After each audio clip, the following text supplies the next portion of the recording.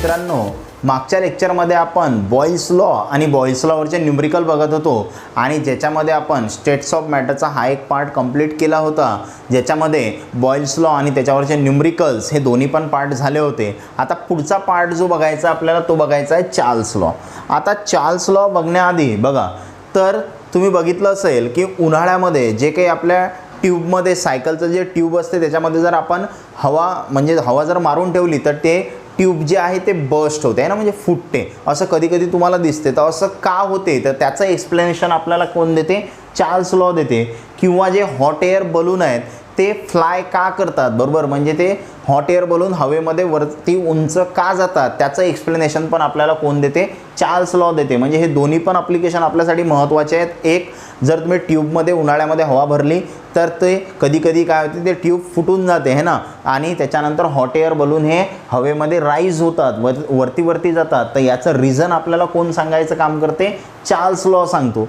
तर हा Charles law काय आहे ते बघू आधी आपण. तर गे ल्युझॅक नावाचे सायंटिस्ट आणि चार्ल्स हे दोघंजण, या दोघांनी काय केलं होतं तर एक्सपेरिमेंट केले आणि एक्सपेरिमेंट करून त्यांनी टेम्परेचरचा गॅसच्या व्हॉल्यूमवर काय इफेक्ट होतो हे स्टडी करण्याचा प्रयत्न केला. आणि त्यांच्या असं लक्षात आलं की for every degree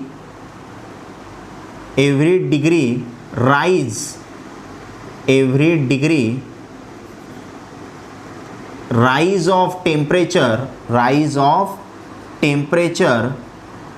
volume of gas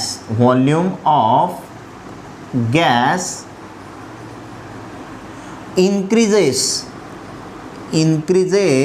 by 1/273.15 of its original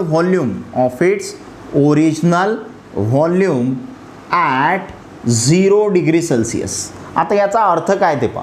जेव्हा गे ल्युझॅक आणि चार्ल्स यांनी एक्सपेरिमेंट केले तेव्हा त्यांना असं दिसलं की जर तुम्ही गॅसचं टेम्परेचर वाढवलं तर त्याचा व्हॉल्यूम पण काय होते, वाढते. आणि तो व्हॉल्यूम कसा वाढते ते त्यांनी सांगितलं. बघा, त्यांचं म्हणणं काय, for every degree rise of temperature, म्हणजे तुम्ही टेम्परेचर काय करता, वाढवत आहात, राईज करत आहात. आणि फॉर एव्हरी डिग्री म्हणजे प्रत्येक डिग्रीला, म्हणजे 1 डिग्री 2 डिग्री 3 डिग्री असं आपण काय करत आहोत, टेम्परेचर इन्क्रीज करत आहोत. तर तेव्हा जो व्हॉल्यूम आहे गॅसचा तो पण काय होते, इन्क्रीज होते. आणि किती इन्क्रीज होते तर 1/273.15 of its original volume at 0 degree Celsius. म्हणजे त्या गॅसचा 0 डिग्री सेल्सिअसवरती काहीतरी व्हॉल्यूम असेल, बरोबर. तो 0 डिग्री सेल्सिअसवरती जो व्हॉल्यूम आहे त्याच्या 1/273.15 टाइम्स या गॅसचा व्हॉल्यूम काय होते, वाढते. मग मी इथं काय म्हणतो बघा, therefore it can be express mathematically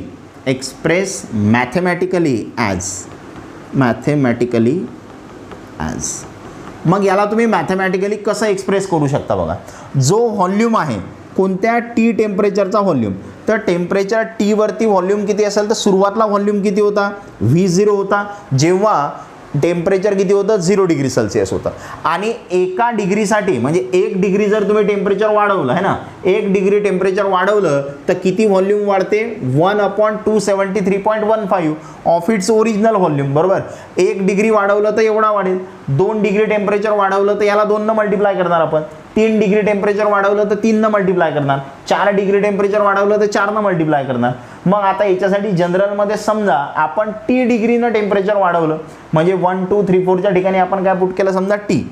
तर हे बघा, सुरुवातचा व्हॉल्यूम किती असेल, V0, आणि हा इन्क्रीज होत आहे म्हणून काय येणार, प्लस. तर किती इन्क्रीज होत आहे, जर टी डिग्री म्हणजे 1च्या ठिकाणी आपण टी टाकला आणि खाली काय येणार 273.15 ऑफ इट्स, काय म्हटलं त्यांना, ऑफ इट्स ओरिजिनल व्हॉल्यूम. तर ओरिजिनल व्हॉल्यूम किती घेतला आपण, V0. बघा, ओरिजिनल व्हॉल्यूम होता तुमचा V0 आणि त्याच्यामध्ये इन्क्रीज होत आहे म्हणजे प्लस होत आहे. किती प्लस होत आहे तर 1/273.15 फॉर 1 डिग्री आहे ना, म्हणजे एव्हरी डिग्री म्हणजे 1 डिग्री. 1 डिग्रीसाठी एवढं, 2 डिग्रीसाठी 2 न मल्टिप्लाय करणार, 3 डिग्रीसाठी 3 न मल्टिप्लाय करणार, 4 डिग्रीसाठी 4 न मल्टिप्लाय करणार.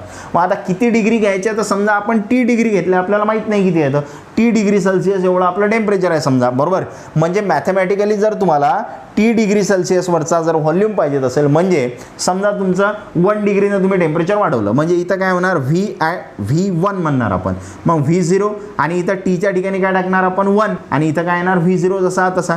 म्हणजे जर 1 डिग्रीनं टेम्परेचर वाढवलं तर इथं 1 येईल, इथं 1 येईल. 2 डिग्रीनं वाढवलं तर इथं 2 येईल, इथं 2 येईल. 3 डिग्रीनं वाढवलं तर इथं 3 येईल, इथं 3 येईल, बरोबर. मग आपण असं त्याला मॅथमॅटिकली लिहिलं. मग आता पुढे काय करतो मी याला, तर हा V0 आणि VT काय आहे ते सांगतो. व्हेअर या V0ला काय म्हणतो आपण, तर V0 काय आहे, व्हॉल्यूम ऑफ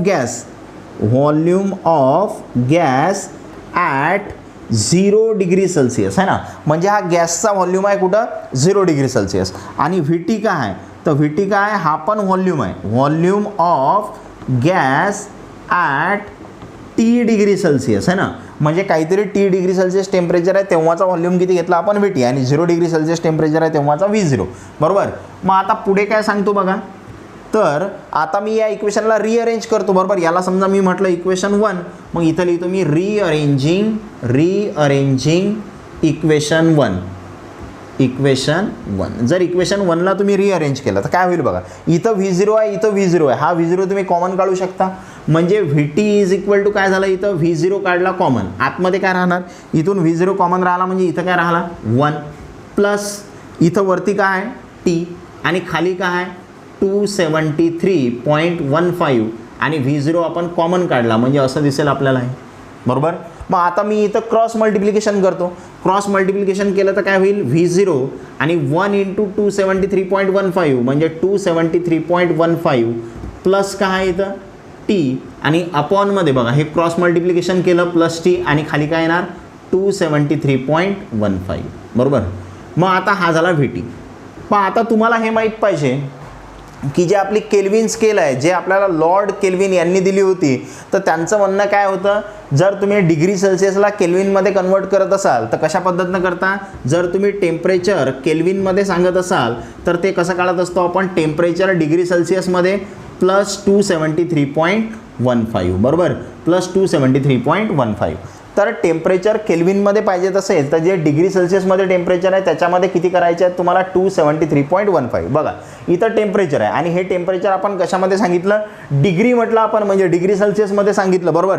केल्विनसाठी आपण डिग्री वापरत नसतो. डिग्री हा शब्द कोणासाठी आहे तर सेल्सिअससाठी आहे, बरोबर. केल्विनसाठी डिग्री केल्विन असं काही नसते, बरोबर. तर हा जो टेम्परेचर आहे केल्विनमध्ये, तर टेम्परेचर जे डिग्री सेल्सिअसमध्ये असते त्याच्यात 273.15 आपण ॲड करतो. मग आता इथं बघा हे टेम्परेचर आहे डिग्री सेल्सिअसमध्ये आणि त्याच्यामध्ये 273.15 ॲड केलं तर आपल्याला काय भेटेल, टेम्परेचर भेटेल कशामध्ये, केल्विनमध्ये, बरोबर. आणि खाली काय आहे 273.15. आता तुम्हाला हे पण माहीत पाहिजे, जर तुम्ही या टीच्या ठिकाणी 0 घेतलं, 0 जर घेतलं म्हणजे 0 डिग्री सेल्सिअस घेतलं तर 0 + 273.15 काय होणार 273.15, बरोबर. म्हणजे हे जे व्हॅल्यू आहे हे 273.15 हे कशाची व्हॅल्यू आहे तर 0 डिग्री सेल्सिअसची व्हॅल्यू आहे. म्हणजे याचा अर्थ काय तर वरच्या इक्वेशनला तुम्ही कसं लिहू शकता, therefore VT is equal to काय होणार V0 आणि 273.15 प्लस T म्हणजे काय भेटेल तुम्हाला, हे टेम्परेचर भेटेल. आणि हे टेम्परेचर इथं मी स्मॉल टी लिहितो. आता हा स्मॉल टी कशासाठी आहे, जर तुम्ही इथं 0 डिग्री सेल्सिअस लिहिलं तर 0 + 273 लिहायचं, जर 1 डिग्री सेल्सिअस लिहिलं तर 1 + 273 लिहायचं, जर 2 डिग्री सेल्सिअस घेतलं तर 2 + 273 लिहायचं, बरोबर. आणि खाली काय आहे 273.15. आता 273.15 हे पण टेम्परेचर आहे, बरोबर. आणि हे किती डिग्री सेल्सिअससाठी आहे तर 0 डिग्री सेल्सिअससाठी, कारण 0 डिग्री सेल्सिअस म्हणजेच किती असते 273.15. म्हणजे इथं हा जो टी काय रिप्रेझेंट करते तर हा रिप्रेझेंट करते T डिग्री सेल्सिअसमध्ये प्लस 273.15 आणि T0 काय रिप्रेझेंट करते तर T0 सांगते इथं 273.15, बरोबर. तर ह्या दोन व्हॅल्यू आहेत. मग आता याला काय करतो मी, हे जे इक्वेशन आहे याला देतो समजा इक्वेशन 2 आणि इक्वेशन 2 बिकम्स, कसं लिहिणार याला मी, इक्वेशन 2 बिकम्स, तर या VTच्या ठिकाणी या VTच्या डिवाइडमध्ये हा TT आणतो मी, इथं TT आणतो आणि इज इक्वल टू इथं आला V0 आणि त्याच्या डिवाइडमध्ये काय आहे तुम्हाला T0 दिसत आहे, बरोबर. VTच्या डिवाइडमध्ये T इज इक्वल टू V0च्या डिवाइडमध्ये T0. मग इन जनरल तुम्ही याला कसं लिहू शकता बघा बरं, इन जनरल जर म्हटलं मी याला, in general we can write कसं लिहू शकतो आपण याला बघा, in general we can write. तर VT upon TT is equal to V0 upon T0 बरोबर. म्हणजे इथं T आहे तर इथं T आहे, इथं 0 आहे तर इथं 0 आहे. म्हणजे याला आपण असंही लिहू शकतो V1 upon T1 is equals to V2 upon T2 अशा दोन कंडिशनसाठी. कारण ह्या पण टेम्परेचरच्या दोन कंडिशन आहेत, 0 आणि TT दोन कंडिशन आहेत. मग सेम तसंच V1 upon T1 is equal to V2 upon T2 ह्या दोन कंडिशन घेतल्या. मग याच्यावरून तुम्हाला काय दिसत आहे बघा, जसं आपण बॉयल्स लॉमध्ये P1 V1 is equal to P2 V2 काढलं होतं तसंच आहे. तर याचा अर्थ काय होते, याचा अर्थ होते that is V upon T is equal to काय होते, कॉन्स्टंट बरोबर. V अपॉन टीचा अर्थ काय होते इथे, कॉन्स्टंट. कारण V1 upon T1 is equal to V2 upon T2 म्हणजे काय, तर V1 अपॉन T1 म्हणजे V आणि T मध्ये कसं रिलेशन येणार, डायरेक्ट रिलेशन येणार. कसं बघा, तर याला मी आता रफ करतो, परत एकदा सांगतो. एकदा काय सांगितलं आपण की चार्ल्स आणि गेलिव्हजॅक हे काय करत होते, एक्सपेरिमेंट करत होते आणि त्या एक्सपेरिमेंट करून त्यांना काय दिसलं की जो गॅसचा व्हॉल्यूम आहे तो टेम्परेचर इन्क्रीज केलं की इन्क्रीज होते. मग कसा इन्क्रीज होते, तर for every degree rise of temperature volume of gas increase by 1/273.15 of its original volume at 0 degree Celsius. म्हणजे 0 डिग्री सेल्सिअसवरती जो व्हॉल्यूम आहे त्याच्या 1/273.15 टाइम्स तो वाढत जाते for every degree rise of temperature, म्हणजे प्रत्येक डिग्रीला. मग त्याला आपण मॅथमॅटिकली लिहिलं VT is equal to V0 plus T upon 273.15 V0. मग आपण V0 आणि VTचे मिनिंग सांगितले, नंतर हे इक्वेशन रिअरेंज केलं, इथून V0 कॉमन काढला, V0 कॉमन काढला तर इथं 1 T अपॉन 273.15. मग आपण काय केलं, इथं क्रॉस मल्टिप्लिकेशन केलं, 1 इंटू 273.15 273.15 प्लस किती आहे T आणि खाली काय ना 273.15. मग आपण काय केलं, या 273.15 प्लस Tला काय सांगितलं आपण, हे टेम्परेचर आहे कशामध्ये, केल्विनमध्ये. कारण लॉर्ड केल्विन यांनी आपल्याला काय दिली होती, केल्विन स्केल दिली होती, त्याला आपण थर्मोडायनामिक स्केल पण म्हणतो बरोबर. तर त्यांनी सांगितलं होतं टेम्परेचर जर केल्विनमध्ये तुम्हाला पाहिजे असेल तर जे डिग्री सेल्सिअसमध्ये टेम्परेचर आहे त्याच्यामध्ये 273.15 ॲड करायचे. मग आपण याच्या ठिकाणी काय लिहिलं, टेम्परेचर लिहिलं TT आणि हे कशामध्ये आहे आता, केल्विनमध्ये. आणि खाली काय आहे T0, कारण 273.15 म्हणजे 0 डिग्री सेल्सिअस, म्हणजे टेम्परेचर आहे 0 डिग्री सेल्सिअसवर. मग आता पुढे काय केलं आपण, तर याचे मिनिंग लिहिले, TT म्हणजे T डिग्री सेल्सिअस प्लस 273.15 आणि T0ची व्हॅल्यू किती आहे 273.15 म्हणजे 0 डिग्री सेल्सिअस म्हणजेच एवढं. मग आपण काय केलं, हे इक्वेशन 2ला रिअरेंज केलं, हा TT या VTच्या खाली डिवाइड केला आणि V0च्या खाली काय आहे T0. मग याला जनरलमध्ये काय लिहिलं आपण, तर TT00 म्हणजे 1122 असं लिहिलं आपण, त्याला जनरल करून टाकलं. मग इथून आपल्याला काय दिसलं की V1 upon T1 is equal to V2 upon T2 आहे. याचाच अर्थ V अपॉन T काय आहे, कॉन्स्टंट आहे बरोबर. म्हणजे हे कसं आलं बघा, कशा पद्धतीनं केलं आपण हे, तर आता V अपॉन T हा कॉन्स्टंट सांगितला आपण, तर याचा अर्थ V upon T is equals to काय आला, K2. हा समजा आपला व्हेअर K2 काय आहे, K2 इज प्रोपोर्शनॅलिटी कॉन्स्टंट. याला काय म्हणतो आपण, प्रोपोर्शनॅलिटी कॉन्स्टंट. मग यालाच तुम्ही कसं लिहू शकता बघा, V is equal to K2 into T असं लिहिणार आपण. V is equals to K2 upon K2 into T आणि इक्वलचा साईन आहे आणि कॉन्स्टंट आहे, तर याला आपण असं लिहू शकतो V प्रोपोर्शनॅलिटीचा साईन आणि पुढे काय येणार T बरोबर. V प्रोपोर्शनॅलिटीचा साईन आणि पुढे काय येणार T. कारण इक्वलचा साईन आणि कॉन्स्टंट असेल तर आपण त्याच्या ठिकाणी प्रोपोर्शनॅलिटी टाकू शकतो, कारण प्रोपोर्शनॅलिटीच्या ठिकाणी आपण इक्वलचा साईन आणि कॉन्स्टंट टाकत असतो. म्हणजे V आणि T मध्ये तुम्हाला डायरेक्ट रिलेशन आहे हे समजलं. म्हणजे चार्ल्स लॉ काय म्हणते, तर चार्ल्स लॉ म्हणते ॲट कॉन्स्टंट प्रेशर बरोबर, ॲट कॉन्स्टंट प्रेशर, जर प्रेशर कॉन्स्टंट असेल तर काय सांगितलं, volume of given mass of gas is directly proportional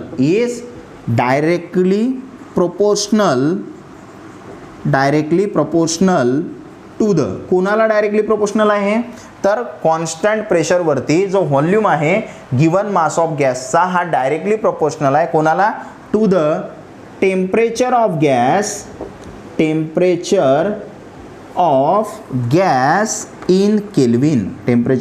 in kelvin.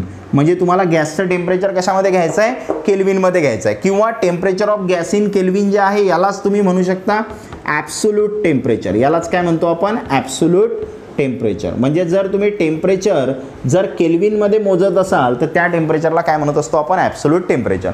म्हणजे आपण हे जे काही प्रोसेस केली हे प्रोसेस कशासाठी आहे, तर कॉन्स्टंट प्रेशरसाठी आहे. आपण प्रेशर चेंज केलेलं नाही आहे. जर प्रेशर कॉन्स्टंट असेल, म्हणजे जेव्हा यांनी स्टडी केला गे ल्युझॅक आणि चार्ल्स यांनी, तेव्हा त्यांनी प्रेशर कॉन्स्टंट घेतला आणि त्यावेळेस त्यांना असं दिसलं की जो व्हॉल्यूम आहे गॅसचा हा डायरेक्टली प्रोपोर्शनल आहे कोणाला, टेम्परेचर गॅसच्या. म्हणजे टेम्परेचर जे आहे गॅसचं, पण ते कशामध्ये मोजायचं आहे, केल्विनमध्ये. म्हणजेच त्या टेम्परेचरला काय म्हणतो आपण, ॲब्सोल्यूट टेम्परेचर म्हणतो. बरोबर. म्हणजे at constant pressure volume of given mass of gas is directly proportional to the temperature of gas in kelvin. Temperature of gas in kelvin, तुम्हाला केल्विनमध्ये टेम्परेचर घ्यायचं आहे. बरोबर. म्हणजे व्ही हा डायरेक्टली प्रोपोर्शनल आहे कशाला, टीला. मग याच्यावरूनच आपण हे थोडी उलटी प्रोसिजर केली. बरोबर. काल आपण आधी काय सांगितलं होतं, आपण सांगितलं होतं पी हा इन्व्हर्सली प्रोपोर्शनल आहे कशाला, व्हीला. हे कशामध्ये सांगितलं होतं, बॉयल्स लॉमध्ये. मग आपण काय केलं होतं, याला P is equal to constant लिहिला होता K1 आणि 1/V. बरोबर. मग हा व्ही इकडे शिफ्ट केला होता, मग PV is equal to K1 असं लिहिलं होतं आपण. बरोबर.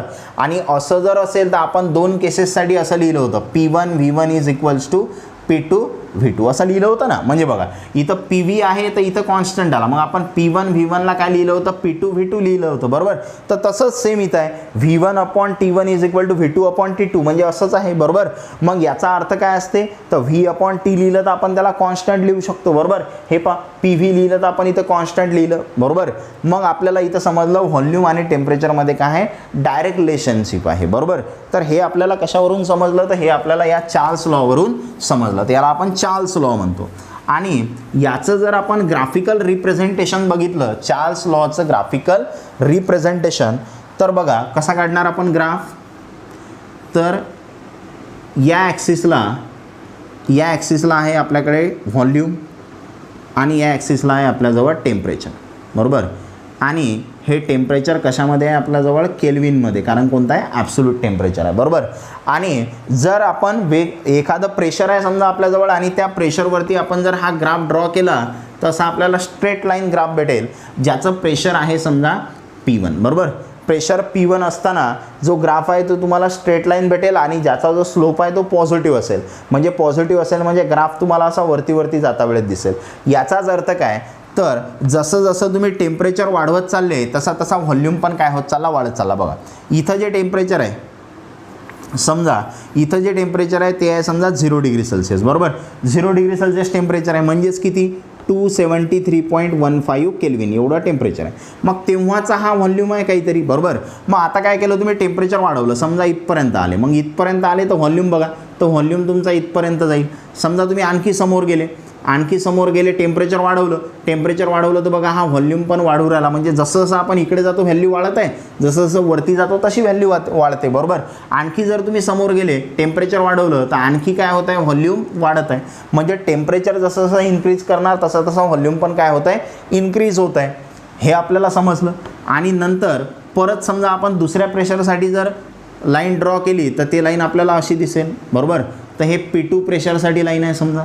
मग आता जेव्हा तुम्ही या दोन लाईनला इकडे एक्सटेंड करणार, बरोबर, एक्सटेंड करणार तर ह्या लाईन अशा येऊन एका ठिकाणी मीट होतील. बरोबर. आणि तो जो पॉईंट असेल तो असेल 0 केल्विनचा.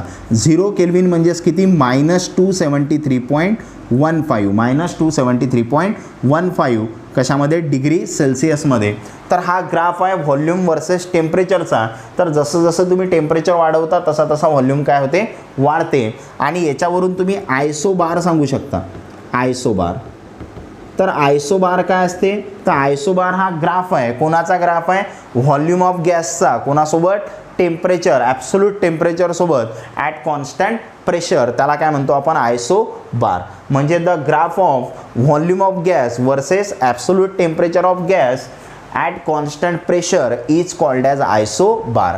म्हणजे हा जो ग्राफ प्लॉट केला आपण ज्याच्यामध्ये व्हॉल्यूमचा ग्राफ टेम्परेचरसोबत आहे ॲट कॉन्स्टंट प्रेशर, त्याला काय म्हणतो आपण, आयसोबार म्हणतो. बरोबर. तर चार्ल्स लॉ आपल्याला काय सांगते की व्हॉल्यूम आणि टेम्परेचर यांच्यामध्ये डायरेक्ट रिलेशन आहे. म्हणजे काय, जसं जसं तुम्ही टेम्परेचर वाढवणार तसा तसा व्हॉल्यूम पण काय होते, वाढत जाते. म्हणजे फॉर एक्झाम्पल जर तुम्ही असं घेतलं, एक समजा तुमच्याकडे असं सिलेंडर आहे, हे सिलेंडर आहे आणि याच्यामध्ये काहीतरी आपण गॅस भरून ठेवलेला आहे, बरोबर. याच्यामध्ये काय आहे, असा गॅस भरून ठेवलेला आहे आणि हा गॅस आहे समजा काहीतरी, इथं काहीतरी व्हॉल्यूम आहे, याचा व्हॉल्यूम आहे V1 आणि याचं टेम्परेचर आहे T1 आणि याच्यावरती जे प्रेशर लागत आहे समजा ते प्रेशर किती आहे, 1 ATM एवढं प्रेशर लागत आहे. मग आता काय झालं बघा, मी याला हीट केलं, बरोबर. याला काय केलं, हीट केलं म्हणजे काय, याचं टेम्परेचर वाढवलं. मग आता जेव्हा मी याचं टेम्परेचर वाढवणार तर टेम्परेचर वाढवल्यानंतर झालं काय बघा, आता हा पिस्टन वरती मूव्ह झाला, बरोबर असा. पण जे एक्सटर्नल प्रेशर इथं लागत होतं ते 1 ATMच आहे, ते आपण चेंज केलं का नाही, तर प्रेशर काय दिसत आहे आपल्याला, कॉन्स्टंट दिसत आहे. तर हा जो व्हॉल्यूम आहे, हा व्हॉल्यूम काय झाला, असा वाढला, ठीक आहे.